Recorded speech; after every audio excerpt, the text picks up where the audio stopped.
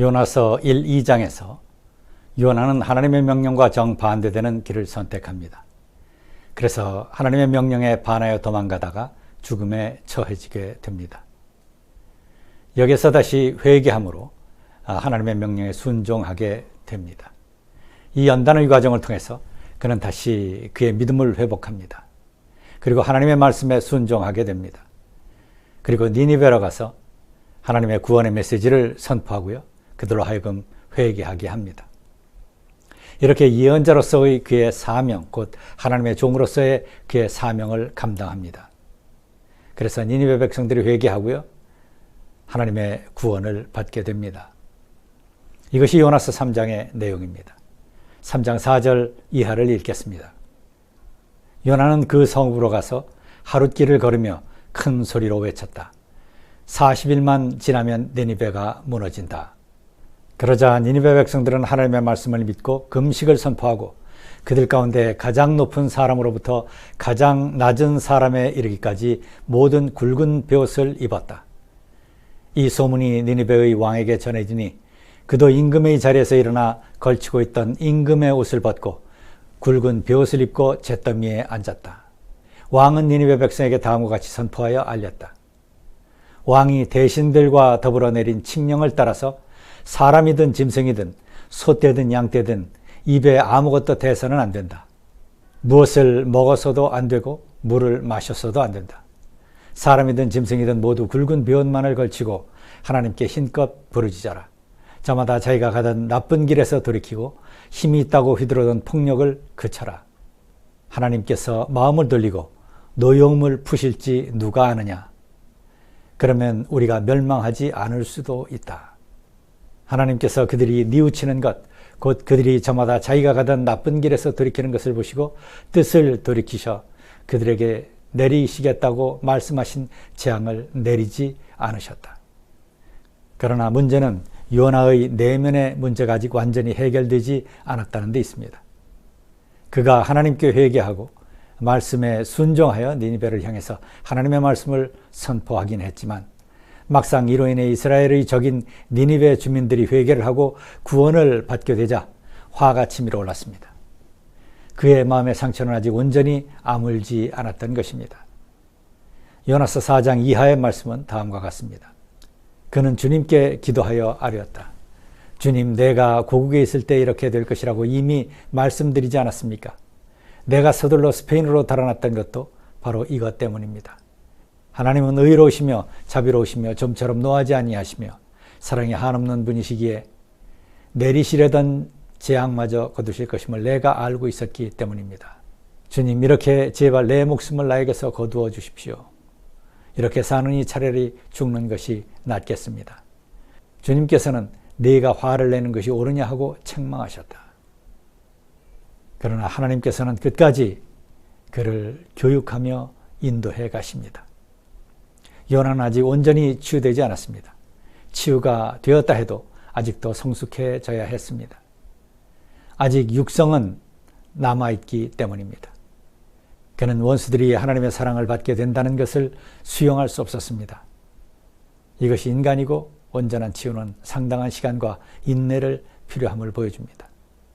그러나 반드시 치유됨 또한 사실이며 하나님 외에 다른 길이 없다는 사실도 기억해야만 합니다. 인간은 목숨을 다하는 순간까지 하나님의 인도하심과 하나님 앞에서의 겸손을 필요로 하는 존재다라고 하는 사실을 보여줍니다. 우리는 육신을 가지고 있는 존재이기 때문에 그렇습니다. 사도 바울은 말합니다. 내가 이미 얻었다 함도 아니요 온전히 이루었다 함도 아니라 오직 내가 그리스도 예수께 잡힌 바 된 그것을 잡으려고 달려가노라. 형제들아, 나는 아직 내가 잡은 줄로 여기지 아니하고 오직 한 일, 즉 뒤에 있는 것은 잊어버리고 앞에 있는 것을 잡으려고 표대를 향해서 그리스도 예수 안에서 하나님이 위해서 부르신 부름의 상을 위해서 달려가노라. 이렇게 고백하고 있는 것을 볼 수 있습니다. 요나의 맨 마지막 소단락인 4장 5절에서 이렇게 말씀하십니다. 요나는 그 성읍에서 빠져나와 그 성읍 동쪽으로 가서 머물렀다. 그는 거기에다 초막을 짓고 그 그늘 아래 있었다. 그 성읍이 어찌 되는가를 볼 셈이었다. 그러자 하나님께서 다시 이것을 교육의 기회로 삼으십니다. 4장 6절 보시면 주 하나님이 박농쿨을 마련하셨다. 주님께서는 그것이 자라올라 요나의 머리 위에 그늘이 지게 하여 그를 편안하게 해주셨다. 박농쿨 때문에 요나는 기분이 무척 좋았다. 그러나 다음날 동이틀 무렵 하나님이 벌레를 한 마리 마련하셨는데 그것이 박농쿨을 쏘아버리니 그 식물이 시들고 말았다. 해가 뜨자 하나님이 찌는 듯이 뜨거운 동풍을 마련하셨다. 햇볕이 요나의 머리 위로 내리쬐니 그는 기력을 잃고 죽기를 자청하면서 말하였다. 이렇게 사느니 차라리 죽는 것이 더 낫겠습니다. 하나님께서 요나에게 말씀하셨다. 박농쿨이 죽었다고 네가 그렇게 화를 내는 것이 옳으냐? 요나가 대답하였다. 옳다뿐이겠습니까? 저는 화가 나서 죽겠습니다. 주님께서 말씀하셨다. 네가 수고하지도 않았고 네가 키운 것도 아니며 그저 하룻밤 사이에 자라났다가 하룻밤 사이에 죽어버린 이 식물을 네가 그처럼 아까워하는데 하물며 좌우를 가릴 줄 모르는 사람들이 20만 명이 더 되고 짐승들도 수없이 많은 이 큰 성읍 니니베를 어찌 내가 아끼지 않겠느냐. 여기서 내가 어찌 아끼지 않겠느냐라고 하는 말의 히브리어는 후스라고 하는 단어입니다. 이것은 하나님께서 연민의 눈으로 바라보신다라고 하는 의미를 가지고 있습니다. 하나님의 긍휼을 보여주시는 말씀입니다. 모든 생명을 사랑하시는 하나님, 만민의 구원을 위해 예수 그리스도를 이 땅에 보내주신 분이십니다. 우리는 지금 그 하나님의 은혜를 입은 사람이 된 것입니다. 그래서 그 주님의 사랑을 전파하는 것이 우리의 사명입니다. 베드로전서 2장 9절에서 10절에도 이렇게 선포하십니다. 그러나 여러분은 택하심을 받은 족속이요 왕과 같은 제사장들이요 거룩한 민족이요 하나님의 소유가 된 백성입니다. 그래서 여러분을 어둠에서 불러내어 자기의 놀라운 빛 가운데로 인도하신 분의 업적을 여러분이 선포하는 것입니다.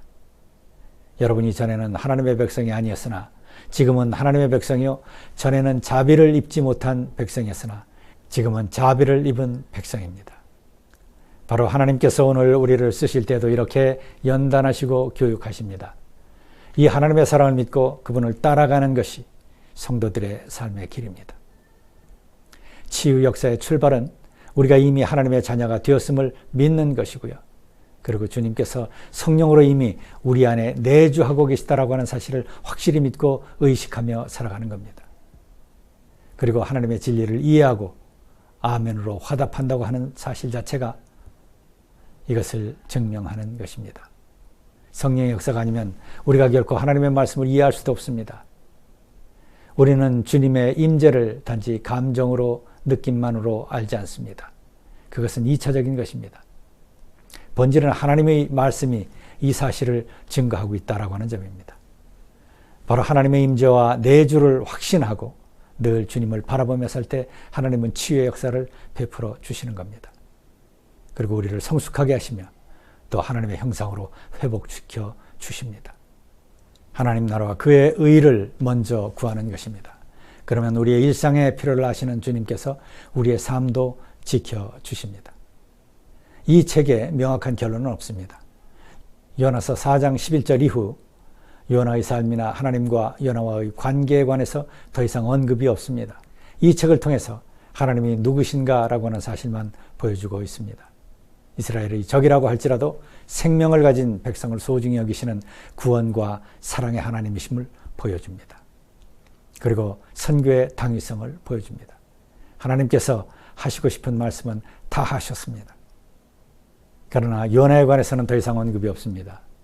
이것이 인간 실존임을 보여주는 것입니다. 인간은 하나님의 끊임없는 인도와 교육이 필요한 존재임을 보여주고 있습니다. 그리고 하나님께서는 변함없이 인간을 설득하시며 동행하시며 교육하시며 그리고 사명을 감당하게 하신다는 것을 보여주고 있는 것입니다. 우리 모두는 만들어져가는 과정 속에 사는 존재입니다. 그리고 하나님의 지혜와 말씀을 끊임없이 공급받아야 하는 존재. 그리고 겸손히 하나님 앞에 지혜와 힘과 말씀을 공급받기를 사모해야 하는 존재로 남아있음을 보여주려 한 것입니다. 그리고 하나님은 우리의 모든 인간사에 직접적으로 개입하셔서 역사하신 분이라는 사실을 이것을 보여주고 있습니다. 그 주님의 임재하심을 의식하면서 주님과 함께 하는 삶을 살아가는 것, 하나님이 기뻐하시는 일을 실천하며 살아가는 것, 이것이 우리 성도의 삶입니다. 임재하시는 하나님과 동행하는 삶을 사는 것입니다. 그래서 에베소 5장 8절에서 10절 보시면 다음과 같은 말씀이 있습니다. 여러분이 전에는 어둠이었으나 지금은 주님 안에서 빛입니다. 빛의 자녀답게 사십시오. 빛의 열매는 모든 선과 의와 진실에 있습니다. 주님께서 기뻐하시는 일이 무엇인지를 분별하십시오. 그리고 성령의 열매를 맺는 삶을 살아가야 한다라고 하는 사실을 강조합니다. 사랑과 희락과 화평과 오래 참음, 그리고 자비와 양성과 충성과 그리고 온유와 절제입니다. 에베소 5장 16절에서 20절 보시면 다음과 같이 말씀하고 계십니다. 세월을 아끼십시오. 때가 악합니다. 그러므로 어리석은 자가 되지 말고 주님의 뜻이 무엇인지를 깨달으십시오. 술에 취하지 마십시오. 거기에는 방탕이 따릅니다. 성령의 충만함을 받으십시오. 시와 찬미와 신령한 노래로 서로 화답하며 여러분이 가슴으로 주님께 노래하며 찬송하십시오. 모든 일이 언제나 우리 주 예수 그리스도의 이름으로 하나님 앞에 감사를 드리십시오. 여러분은 그리스도를 두려워하는 마음으로 서로 순종하십시오. 이제 주님의 은혜로 우리는 온전히 하나님의 뜻을 이루어가는 삶을 살 수 있게 된 것입니다. 이것이 구원의 은혜이며 성령의 은혜입니다. 이 요나서의 영성은 사실 요나의 영성이라기보다는 그 어느 책보다도 하나님의 영성, 곧 우리를 사랑과 인내로 인도하시면서 가르치시는, 그리고 치유하시는 하나님의 마음을 보여주는 책입니다. 하나님은 이 책을 통해서 하나님의 인도하심과 치유하심의 역사에 온전히 우리를 맡기며 우리가 겸손히 성심을 다해 하나님이 기뻐하시는 존재로 성장해 나가기를 바라시고 계십니다. 주님이 맡겨주신 지상 명령을 인내로 충성스럽게 수행해 나가기를 바라고 계신다는 사실을 보여주고 있습니다. 요나는 이 사명에서 도망합니다. 그러나 하나님은 바로 이러한 사람도 하나님의 뜻을 깨닫게 하시고 변화시키실 수 있으며 하나님의 사명을 감당할 수 있는 사람으로 만드실 수 있다는 것을 보여줍니다. 이것이 바로 하나님의 반전의 역사이며 치유의 모습입니다. 하나님의 소명 앞에 자신의 입이 둔하다고 핑계를 대던 모세를 위대한 설교자로 만드시고 아직 나이가 어려서 말을 할 줄 모른다고 하면서 하나님의 부르심을 거역하려 한 예레미야의 입에 세상을 뽑고 심는 능력의 말씀을 주셔서 하나님의 말씀을 대언하게 하는 승리의 역사를 보여주십니다. 그리고 겁쟁이였던 기드온을 성령의 역사로 변화시켜서 가장 용맹스러운 지도자로 만들어주십니다. 우리의 가장 연약한 것을 바꾸셔서 승리하게 하시는 분이 우리의 하나님이십니다. 이 하나님을 온전히 믿는 것, 매일의 삶 속에서 주님께 초점을 맞추고 살아가는 것, 그분이 기뻐하는 일을 행하며 살아가는 것, 이것이 바로 영원한 축복과 승리의 길임을 믿습니다.